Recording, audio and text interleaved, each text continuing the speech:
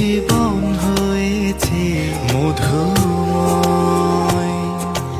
যদি তুমি দূরে কভু যাও চলে, শুধু মরণ হবে আর কিছু